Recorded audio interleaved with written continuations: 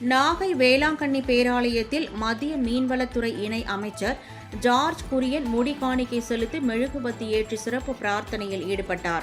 புதுச்சேரி மாநிலம் காரைக்காலில் உள்ள தேசிய தொழில்நுட்ப கழக கல்லூரியில் பிரதமர் மீன்வள மேம்பாட்டு திட்டத்தின் கீழ் பல்வேறு வளர்ச்சி திட்டப் பணிகளை மத்திய மீன்வளத்துறை இணை அமைச்சர் ஜார்ஜ் குரியன் தொடங்கி வைத்து பயனாளிகளுக்கு நலத்திட்ட உதவிகளை வழங்கினார். பின்னர் நாகை மாவட்டம் வேளாங்கண்ணியில் அமைந்துள்ள புகழ்பெற்ற புனித ஆரோக்கிய அன்னை பேராலயத்திற்கு வருகை தந்த மத்திய இணை அமைச்சர் ஜார்ஜ் குரியன் முடி காணிக்கை செலுத்தி மெழுகுவத்தி ஏற்றி பிரார்த்தனையில் ஈடுபட்டார்.